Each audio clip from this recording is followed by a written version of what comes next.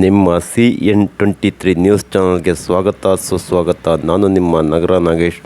ಗಣೇಶ ಮೂರ್ತಿ ವಿಸರ್ಜನೆ ಹಾಗೂ ಈದ್ ಮಿಲಾದ್ ಮೆರವಣಿಗೆ ಹಿನ್ನೆಲೆಯಲ್ಲಿ ಶಿವಮೊಗ್ಗ ಜಿಲ್ಲಾ ಪೊಲೀಸ್ ವರಿಷ್ಠಾಧಿಕಾರಿ ಮಿಥುನ್ ಕುಮಾರ್ ಇವರು ಸಾಗರ ಶಾರದಾ ಸಭಾಭವನದಲ್ಲಿ ಎಲ್ಲ ಸಮುದಾಯಗಳ ಮುಖಂಡರ ಶಾಂತಿ ಸಮಿತಿ ಸಭೆಯನ್ನು ಕರೆದು ಕೆಲವು ಸೂಚನೆಗಳನ್ನು ನೀಡಿದ್ದಾರೆ ಕಣ್ರಿ.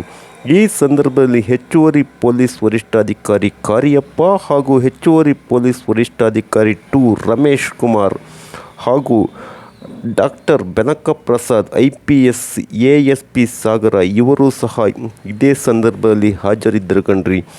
ಇತ್ತೀಚೆಗೆ ಸಾಗರವನ್ನು ಜಿಲ್ಲೆಯನ್ನಾಗಿ ಮಾಡಬೇಕು ಎಂಬ ಕೂಗು ಕೇಳಿಬರುತ್ತದೆ. ಈ ಕೂಗಿಗೆ ಹಾಲಿ ಶಾಸಕ ಬೇಳೂರು ಗೋಪಾಲಕೃಷ್ಣ ಹಾಗೂ ಮಾಜಿ ಶಾಸಕ ಹರತಾಳು ಹಾಲಪ್ಪ ಸಹ ಕೈ ಜೋಡಿಸಿದ್ದು ಇಲ್ಲಿ ಕಾಣಬಹುದು. ಏನೇ ಇದ್ದರೂ ಅತ್ಯಂತ ಕೋಮು ಸೂಕ್ಷ್ಮ ಪ್ರದೇಶವಾದ ಸಾಗರದಲ್ಲಿ ವ್ಯಾಪಕವಾದ ಪೊಲೀಸ್ ಬಂದೋಬಸ್ತ್ ಏರ್ಪಡಿಸಿದ್ದಾರೆ ಕಣ್ರಿ.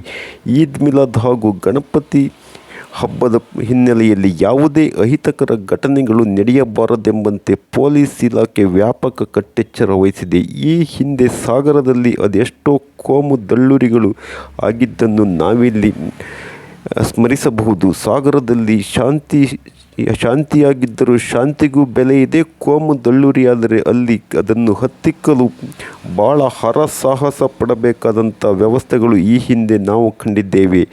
ಏನೇ ಆದರೂ ಪೊಲೀಸ್ ಇಲಾಖೆ ಅತ್ಯಂತ ಕಟ್ಟುನಿಟ್ಟಿನ ಕಾರ್ಯಾಚರಣೆಗೆ ಇಲ್ಲಿ ಇಳಿದಿರುವುದನ್ನು ನಾವಿಲ್ಲಿ ತೋರಿಸುತ್ತಿದ್ದೇವೆ.